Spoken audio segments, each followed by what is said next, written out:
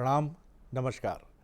बहुत स्वागत है आपका उस कार्यक्रम में जिसका नाम है हे प्रभु आनंददाता। और जैसा नाम है ऐसा आप ही से हमें पता चलता है, फीडबैक आपसे मिलता है कि इस कार्यक्रम से आपको बहुत आनंद मिलता है। और इस कार्यक्रम की मूल संरचना के पीछे हमारा उद्देश्य भी यही था। आनंद बहुत दुर्लभ होता है। हमारे विद्वान वक्ता अक्सर कहते हैं कि आनंद और फिर परमानंद, ये दोनों बहुत दुर्लभ हैं। हम बोलचाल की भाषा में कह तो जाते हैं कि आनंद में हूँ, लेकिन हम आनंद में नहीं होते। वो प्रसन्नता है जिसका खजाना बड़ी जल्दी रीत जाता है, छेद है उसमें। एक ऐसी जेब है प्रसन्नता कि जिसमें छेद ही है हमेशा। मतलब वो पूंजी आप बहुत दिन नहीं रख सकते। आप फिर जेब में हाथ डालते हैं, अरे अभी तो भरा था, कहाँ गिर गया। लेकिन आनंद का घट रीतता नहीं। इसके पहले एक एपिसोड जिसको बहुत आपने अप्रिशिएट किया, उसमें हमने इस विषय पर बात की थी कि ईश्वर के निकट जाने के लक्षण क्या है। कुछ मैसेजेस ये थे कि निकट जाने के लक्षण तो आपने बता दिए, लेकिन अब अगर हमारा ध्यान ईश्वर की तरफ से हट रहा है, उसके लक्षण क्या है। बहुत सारे लोग हैं जो पूजा पाठ में तो ऐसा रमते हैं कि ऐसा लगता है कि, लेकिन उनका चेहरा देखें और उनकी अंतरात्मा उनसे कहती है कि नहीं साहब, ईश्वर से बहुत दूर है। क्या कारण है कि धीरे धीरे धीरे आप ईश्वर से दूर होते जाते हैं। तो ईश्वर के निकट जाने की अहर्ताएं, इलिजिबिलिटी क्या है, और दूर जाने के लक्षण, सिम्टम्स क्या हैं, ये बड़ा महत्वपूर्ण है ये। क्योंकि कई बार हमें पता नहीं चलता। हम भास, जो बड़ा प्रिय शब्द है हमारे विद्वान वक्ता डॉक्टर साहब का, भास का अर्थ है स्वांग, स्वांग का अर्थ है नाटक, प्रदर्शन, एग्जिबिशनिस्ट एटीट्यूड। तो ये तो हम करते चलते हैं। भागवत कथा हो रही है, राम कथा हो रही है, यजमान बने हैं, लेकिन ईश्वर से दूरी इतनी है कि मीलों की दूरी है। लेकिन इसका लक्षण क्या है? ऊपर से देखें तो सब कुछ बहुत बढ़िया है, लेकिन दूरी बढ़ती चली जा रही है। तो इसको समझेंगे, ये बड़ा महत्वपूर्ण प्रश्न है। क्योंकि कई बार मैं भी अनुभूत करता हूँ कि ईश्वर के निकट जाने के बजाय थोड़ा सा दूर हो गया। उसके जो लक्षण हैं उनको ठीक से नहीं समझ पाता। और ईश्वर तक पहुँचने के लिए ये जो बीच में ये गैप आता है, ये बड़ा खतरनाक होता है। और ये गैप आपके लिए वैसा ही हो जाता है कि जिस परीक्षा को आपको 3 वर्षों में उत्तीर्ण करना है, फिर उस परीक्षा को आप 15 वर्ष में उत्तीर्ण कर पाते हैं या वहाँ भी नहीं कर पाते। तो चलिए, मैं क्या बोलूँगा इस पर। भगवत गीता के अध्येता, मानस मर्मज्ञ प्रोफेसर डॉक्टर सुरेंद्र बिहारी गोस्वामी जी ही जो बताएंगे वही अंतिम सत्य है। प्रणाम कर रहा हूँ सर जी। आपने कान को आज दूसरी तरफ से पकड़ लिया है। जी जी जी। ईश्वर की समीपता सुनिश्चित सत्य है जी। लेकिन जब हम उससे परे होते हैं तो अपने आप को दूर महसूस करने लगते हैं। तो सबसे पहले तो हम देखें कि ईश्वर की सन्निकटता और ईश्वर से दूरी के संदर्भ में हमारे ऋषि मुनिगण क्या कहते हैं, कितनी सुंदर ढंग से समझाते हैं। पहले ईश्वर को समझ लीजिए जी। ईश्वर की कोई ऐसी नगरी नहीं है जो एक स्थायी स्थान पर रहती हो। जी। तो हम अपनी दूरी नाप सकें कि अब हम काशी के करीब आ गए हैं, अब हम उज्जैन से दूर हो गए। बहुत सुंदर जी। तो ईश्वर की तो कोई नगरी नहीं है। नगरी नहीं है। ईश्वर ने अपनी नगरी आपके शरीर को ही बना रखा है। ये तन ही दिया है मंदिर बनाने के लिए। तभी तो आचार्य शंकर आराधना करते हुए कहते हैं, आत्मा तुम गिरजामती। वो कहते हैं कि तुम ही मेरी को पूजा विधान नहीं मालूम है, तो आप जो स्वयं शिव को कहते हैं आप आत्मा और मेरी मति गिरजा है। मेरे प्राण आपके सहचर हैं और मेरा घर आपका मंदिर है। तो आपका घर ही ईश्वर का मंदिर है। तो जितने घर जहाँ हैं ईश्वर वहीं है। लेकिन फिर दूर क्यों हो जाता है? ईशावास्योपनिषद कहता है, तदे जति तन्ने जति तद दूरे तद अंत के। वो कहता है कि वो दूर भी है, तदे जति तन्ने जति तद दूरे तद अंत के। दूर, पास, बिल्कुल पास और करीब में, सन्निकट है, और दूर बाप से बहुत दूर हो जाते हैं। तो ऐसा क्या होता है? बिल्कुल वैसे ही होता है कि जैसे मोटर में बैठ के आप चलते तो हो, मोटर में बैठ के आप चलते तो हो, दूरी तय करते हो, लेकिन दूरी आप थोड़ी तय कर रहे हो, मोटर तय कर रही है, आप तो बैठे ही हुए थे, आप तो उसमें बैठे हुए हैं। जैसे यहाँ बैठे थे वैसे ही मोटर में बैठे हो और वैसे ही वहां बैठे हो, तो आप तो बैठे हो ना, आप थोड़ी चल रहे हो। तो चल कौन रहा है? स्थान। चल कौन रहा है? काल। चल कौन रहा है? कर्म। जहां गतिशीलता है वो बहिरंग में है ना, तो हम ऐसे कर्म करने लग जाएं, हम ऐसे स्थान और काल के प्रपंच में पड़ जाएं, तो वो सुनिश्चित करता है कि हम उसके निकट हैं या वो हमारे लिए विकट है। एक बात ध्यान रखिए, इससे दूरी तय होती है कि हम कहाँ हैं, क्योंकि अध्यात्म तो कहता है तत् त्वम असि, जो वो है वो तुम हो। तो ये तो तदे जति तन्ने जति, बिल्कुल पास हो गया।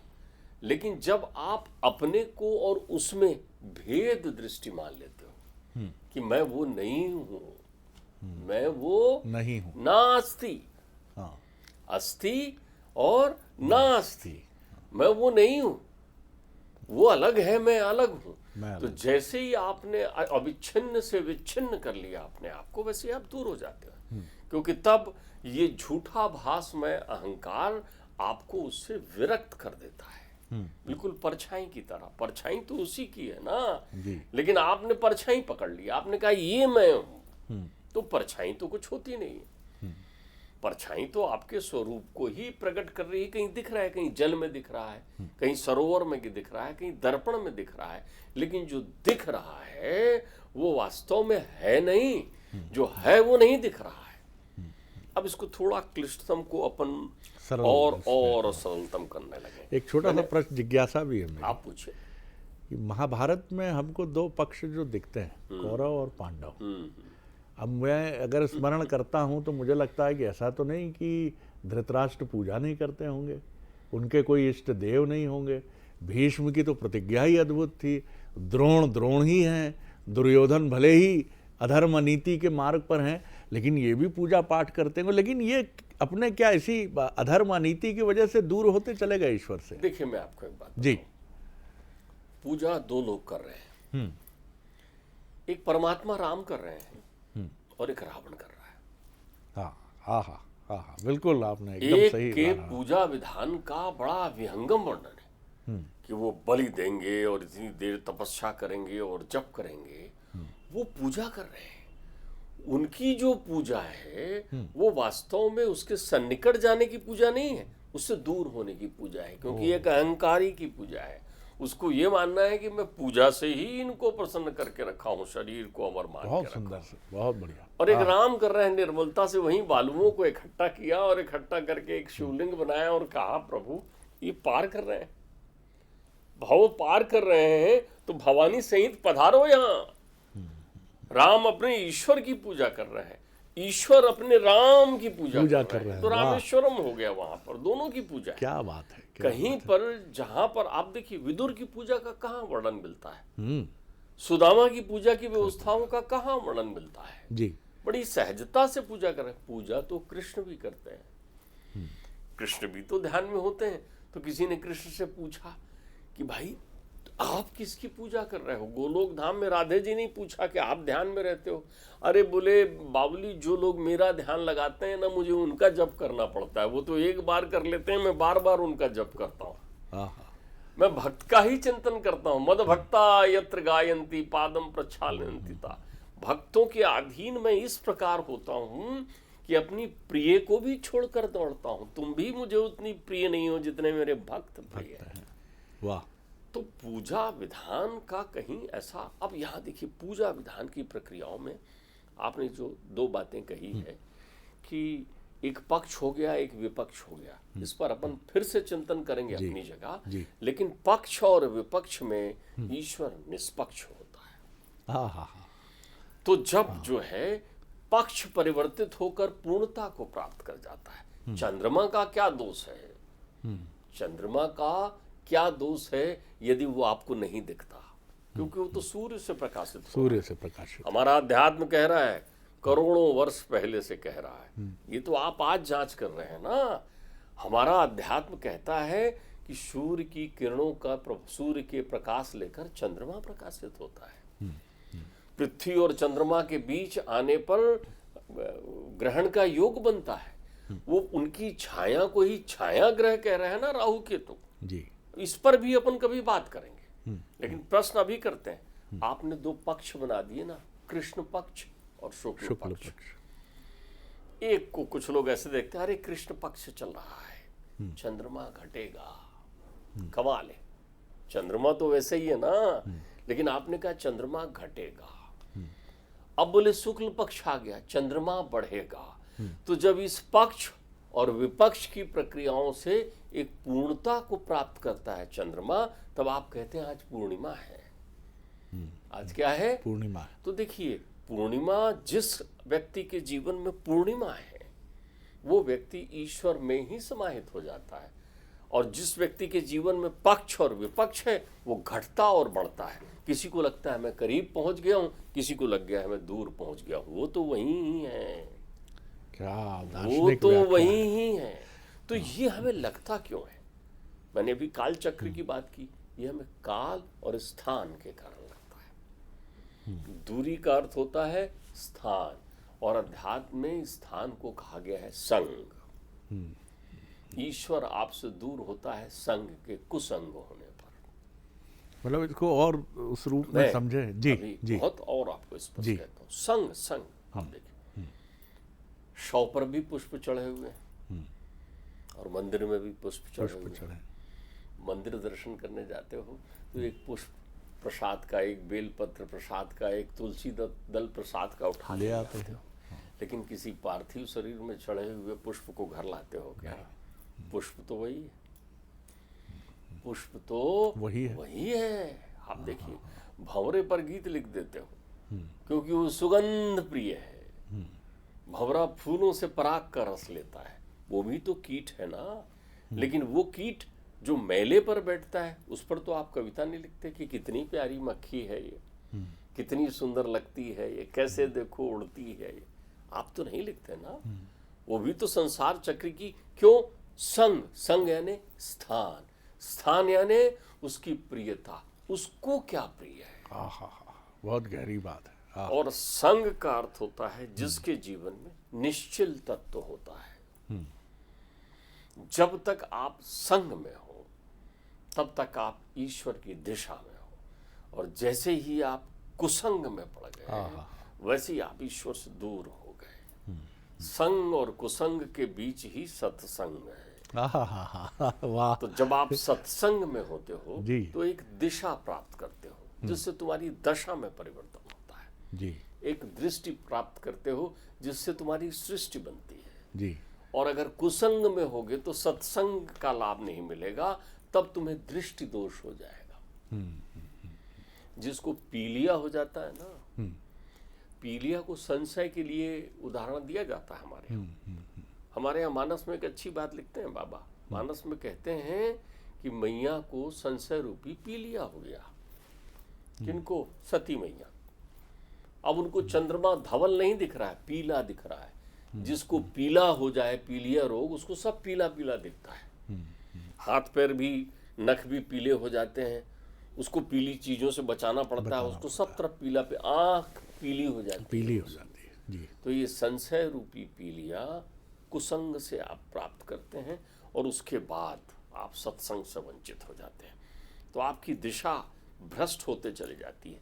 ईश्वर से दूर होने का एक सबसे मूल विषय अहंकार है। जब भी आपके जीवन में अहम कर्तृत्व वाली भावना आए, तब भी आप समझ लीजिए आप विषपान कर रहे हैं। फिर आपको अमृत नहीं मिल रहा है। सत्संग अमृत की दिशा बताता है। अमृत ईश्वर का तत्व है। अमृत ईश्वर का तत्व है। हमारे यहाँ ईश्वर का पूरा नाम है सच्चिदानंद। जैसे ही शिव जी ने रामलला को देखा, देखिए कैसे दो लोग ईश्वर के सन्निकट हैं। ईश्वर के सन्निकट है। आत्माओं के, संसार के सभी आत्माओं के देव है महादेव। कौन है? सारे काल को जो अपने पास रखते हैं वो महाकाल है, महादेव। संसार की सारी प्रकृति की प्रभुसत्ता है मैया के पास। ये कथाएं जो उत्पन्न हुई हैं ये हमें शिक्षा देने के लिए होती है कि कैसे हम ईश्वर से दूर होते हैं। इससे सुंदरतम उदाहरण नहीं हो सकता जो मैं आपको प्रस्तुत कर रहा हूं बड़ी सरलता से। महादेव जी परमात्मा शिव बेचैन है, कैलाश में बैठे, उन्हें विदित हो गया है कि मेरे हृदय में बसने वाले प्रभु राम धरती पर लीला कर रहे हैं। उन्हें वहां से दिख रहा है वो ये मारीच जो है वो मृगा का वेश धारण करके सीता हरण की तैयारी में लगा हुआ है। ये रावण सीता का हरण करना चाह रहा है पंचवटी में, सब देख रहे हैं। अब वो दृश्य चल रहे हैं उधर, इधर उन्होंने कहा अपनी प्रिय से चलो तुम्हें घुमा लाते हैं।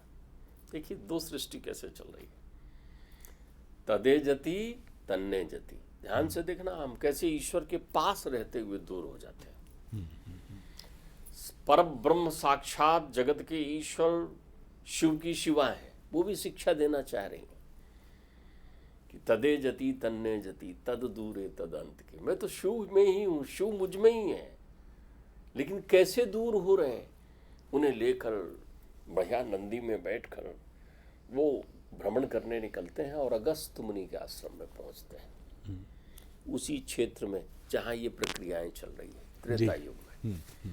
अब उस क्षेत्र में पहुंचते हैं और कुंभज ऋषि के पास पहुंचकर उनसे कहते हैं कि जरा स्वागत करते हैं, परमात्मा आए हैं मेरे यहाँ और बैठते हैं, सत्संग करते हैं।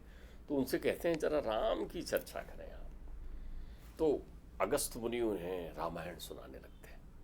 परमात्मा सत्संग करने आए हैं पत्नी के साथ, मैया सती के साथ, और यहाँ वो कुछ गूढ़ चिंतन करते हैं रामत्व के बारे में और परमात्मा शिव से पूछते हैं कि ये रहस्य मुझे बताइए।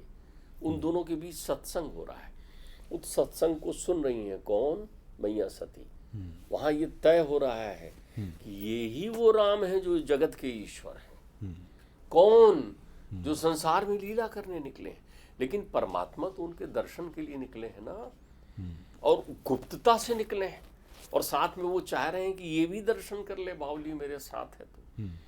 इस मध्य सीता का हरण होता है। इस मध्य रावण को ढूंढने, सीता को खोज करने के लिए राम विलाप करते हुए दंडकारण्य की गलियों में और पंचवटी के उस क्षेत्र में जो है हा सीता पुकारते घूम रहे हैं, और परमात्मा बेचैन है, बेचैन हिलक रहे हैं किसी बच्चे की तरह। उनको लग रहा है एक बार दिख जाते। फिर बोले नहीं, मैं उनसे मिलूंगा नहीं, मिलूंगा तो लोगों देवताओं को भी मालूम हो जाएगा सबको कि वो परमात्मा है, लेकिन मैं देखूंगा तो। अब वो देखती हैं सती जी की ये इतने बेचैन क्यों हैं, बच्चों की तरह क्यों कर रहे हैं, इनका हृदय धड़क सा रहा है, इनकी आंखें चंचल हो गई हैं, ये चलते चलते ठिठक के बार बार देख रहे हैं। और वहां उस क्षेत्र में वो पहुंचते हैं जहां उन्हें आवाज सुनाई पड़ती है, हा सीता, और वो राम लला को दूर से देखकर ठिठक जाते हैं। ठिठक कर उनको देखते हैं और देखकर आंखों से अश्रु आनंद के प्रवाहित करते हुए परमात्मा शिव पुकारते हैं, जय सच्चिदानंद। ये सुनती हैं जय घोष। वो कहती हैं कि आप जगदीश, आप जगत के ईश्वर, ये कौन है जिनको आप जय सच्चिदानंद कह रहे हैं, जय जगदीश कह रहे हैं, ये कौन है? ये राजकुमार है कहीं घूम रहे हैं, इनको कह रहे हैं। बोले आज जिनकी कथा सुनकर आए हैं ये वही है, जिनकी कथा सुनकर आए हैं रामत्व की, ये वही है। तो उनके मन में ये संशय कि क्या कह रहे हैं। अब आप देखिए ये पीलिया हो गया, चंद्रमा पीला दिख रहा है, ये संशय आ गया, इसलिए कि उनके चिंतन में लोक लीला के लिए अहम कर्तृत्व आ गया। माया भी माया को घेर रही है, माया भी माया को घेर रही है। संसार अटखेलिए, बड़े बड़े सज्जन साधु संत साधना करने वाले तपस्वी सन्निकटता की अनुभूति दर्शाते हैं, उससे विरक्त हो जाते हैं। बड़े बड़े साधक वो उनको रोज लगता है कि मैं पूजा कर रहा हूं तो लोग देख रहे हैं कि नहीं देख रहे हैं। आप दूर होते चले जाते हैं। ठीक बात। मैया दूर हो गई, परीक्षा लेने जा रही है ना परमात्मा की। तो ये ध्यान रखिए जब भी आप ईश्वर की परीक्षा लेना चाहते हैं तब परीक्षित संकट में होता है। एक परीक्षित परीक्षा लेना चाहता है परीक्षक का, अपने अहंकार में जुड़ करके। कमाल है। वो परीक्षित जो परमात्मा की इच्छा से संसार में जीवित है, जिसकी सांसें जो है उस पर टिकी हुई है, वो उसकी परीक्षा लेने का प्रयत्न करता है। अगर ईश्वर है तो मेरा ऐसा काम कर दे, बस आप दूर हो गए। जिस पल आपने कामना के साथ उसे पुकारा, आप दूर हो गए। जो सन्निकट थे ना, उन्होंने केवल उन्हें प्राप्त करना चाहा। ध्रुव ने ये नहीं कहा कि तुम चले आओ, ध्रुव तो गोद में बैठना चाह रहे थे। प्रहलाद ने नहीं कहा कि तुम, अरे शबरी की प्रतीक्षा तो जन्म जन्मांतर तक चली ना। शबरी ने क्या मांगने के लिए इतनी प्रतीक्षा की थी? क्या परमात्मा है तो शबरी ने कहा क्या कि मुझे मुक्ति दो? शबरी तो उनको बेर खिलाकर कह रही, अरे इधर आओ, मेरे गुरुजी ने कहा था कि जब वो आए तो दिखा देना, मैं मेरा स्थान दिखा देना। वहां तेज का प्रताप था। गुरु के दर्शन करा रही। यहाँ मेरे गुरुजी ने अभी अभी आपके आने के पहले योग से अपने आप को जो है यहाँ से प्रस्थान करके गए। क्या मांग रही है शबरी? तुलसी क्या मांगने गए हैं? रैदास ने क्या मांगा है? जो मंगता है, जो याचक है, वो ईश्वर से दूर है, और जो निष्काम और भक्ति भाव से जुड़ा हुआ है वो ईश्वर के सन्निकट है, क्योंकि उसे कुछ नहीं चाहिए। वो अपने अंदर बैठे हुए उस तत्व की अनुभूति करता हुआ ये प्रसन्न होता है कि आहा, ये रथ जो चल रहा है इसका रथी वही है। बहुत सुंदर डॉक्टर साहब, बहुत सुंदर तरीके से हम ये समझ पाए कि पूजा रावण की भी है, और रावण की पूजा लोकेशणा से जुड़ी है। लोकेशणा यानी कि जगत प्रसिद्धि हो मुझे, कि देख शिव है जग में तेरा कोई मेरे जैसा भक्त जो अपना शीश काट कर हवन में समर्पित करता है। इसमें क्या है? इसमें द्वैत है, डुअलिटी है, दो हैं इसमें। शिव देख, और एक तरफ राम है, स्नेह से भरे हुए, कुछ नहीं है क्या उनके पास? वनवासी राम है, वलकल हैं, कान में पहने हैं, खड़ाऊ हैं, धनुष है, बस धर्म है क्षत्रिय का। तो वो रेत का बालू का शिवलिंग बनाकर पूरे भक्ति भाव से रामेश्वरम हो गए। डॉक्टर साहब ने जो हमें बताया, पूजा विधान में कितना अंतर है। पूजा दोनों तरफ है। राम की पूजा एक है और रावण की पूजा दो है। भक्त महान, शिव भी महान, दोनों महान, गजब की टक्कर हमारे तेरे बीच में। ये अनुष्ठान कराने वाले कई भक्तों की कहानी हो सकती है, क्षमा कीजिएगा भैया। अब तक 21 भागवत कथा करा चुके भैया। ईश्वर की कृपा कह तो रहे हो, ईश्वर की कृपा है, लेकिन अंदर ये भाव है कि ये तो सब कृपा है भैया, अपने पास धन बल है। 21 नहीं, अपन तो 101 करा लें। ये भाव आपको ईश्वर से दूर करता है। और सबसे अच्छी बात कि संग और कुसंग जो उन्होंने स्पष्ट किया। आपका मंतव्य क्या है? लड़ आप किसके लिए रहे हैं? आप कहाँ से धन अर्जित कर रहे हैं? किस स्रोत से धन आ रहा है आपके पास? आप समझते हैं बहुत अच्छे से ये सारी चीज़ें, और इनका निपटारा तो होता ही है, क्योंकि कुसंग है और संग है, पवित्रता है। और जहाँ ईश्वर से अनन्य प्रेम है वहाँ तो कुछ मांगना ही नहीं है। और मांगते हो अगर आप, तो फिर तो वही है कि दूरी और बढ़ती चली जा रही है। वाह डॉक्टर साहब, प्रणाम कर रहा हूँ। अगले एपिसोड में एक और विषय लेकर उपस्थित होंगे। प्रणाम, नमस्कार।